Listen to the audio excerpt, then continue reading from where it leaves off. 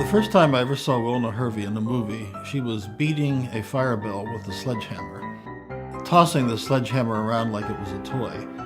Here was a 6'3", 300-pound woman beating the hell out of a fire bell, and I was absolutely captivated. I couldn't imagine who she was. I'd never heard of her before.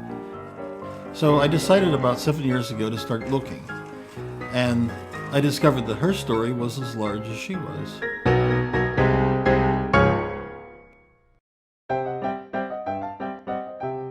"1916" was her first appearance on screen for all of 16 seconds, and for her first 16 seconds in the movies, she made as much money as the average factory worker got in a week. She made about 30 films altogether in her career, and something like 7 of them have survived, and a couple of those are just fragments. I decided at one point I wanted to find out more about this woman. Who was she? Where did she come from? And where did she go? Because past the mid-20s, she disappears, and I had no idea why she never appeared in another film. My research led to a story that was so unusual and had so many unexpected twists and turns that I thought it had to be shared.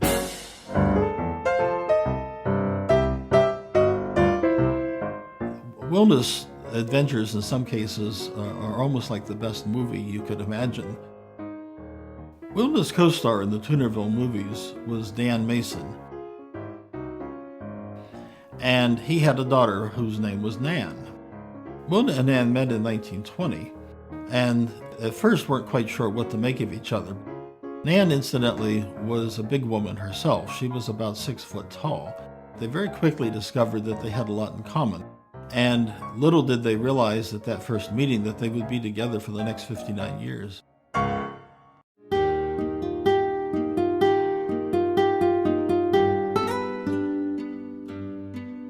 Woodstock in those days was the site of a very rapidly growing art colony. And Wilna discovered that the people who lived in Woodstock were just as creative and unconventional as she was. And she loved it so much that she actually bought property there in 1920. And Nan fell in love with the place exactly the way that Wilna had.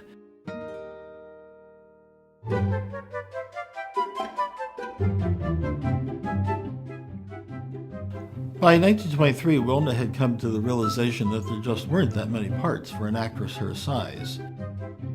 And when Wilna gave up trying to get back into the movies in 1923, they drove to New York and settled themselves on Wilna's property and built themselves a proper cottage and began their lives as artists in Woodstock. As a same-sex couple, they had found the perfect place to live in Woodstock because the Woodstock creed was do what you want to do as long as you don't harm anybody.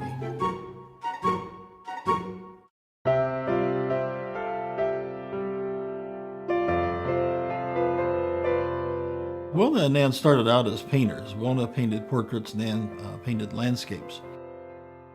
As the years went by, they tried everything. Nan became a very good photographer.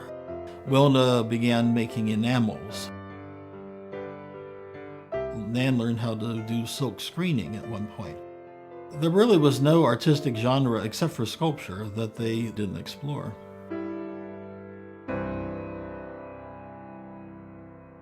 One day, Wilna decided they should be farmers. And so it was also typical of Nan that she would say, "Oh, you want to be a farmer? Fine, that sounds like fun." And so they decided to buy more land and buy animals and plows. Nan's father had a fit when he found out that they were literally plowing the fields. He said, "That's man's work." And it wasn't long before Wilna and Nan were being referred to all over Woodstock as the big girls. The life that Wilna and Nan shared together was a life of nonstop adventures. Nobody, including them, ever knew what they were up to from one week to the next. One of my favorite parts of their saga is their trip to Europe in 1926 and 1927. Wilna, trying to get into the gondola in Venice, she nearly fell in the water, and then when she flopped into the gondola nearly sank. And so the gondoliers were terrified of Wilna and Nan. which they rather thought was funny, and so they took gondolas everywhere.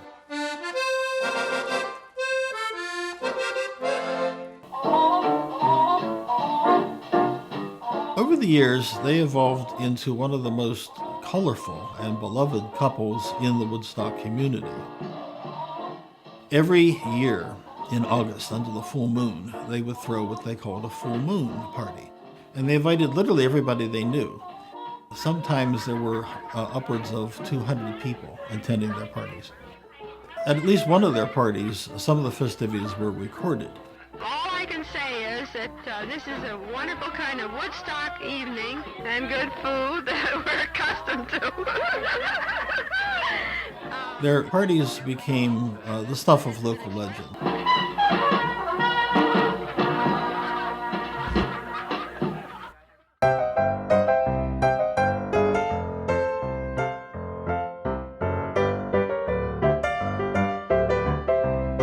Even as old ladies, they were still exploring new horizons.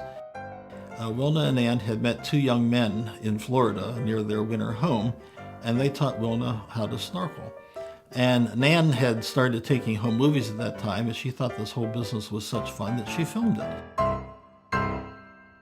The process of writing this book took 7 years.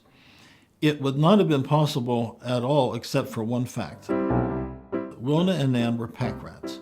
They never threw anything away, and I mean literally never threw anything away. So there was a treasure trove. Oh, Nan, do you have your ukulele? My ukulele? Yes, will you please find it, darling? My ukulele, she was. Yes. I'm tired and I want to go to bed.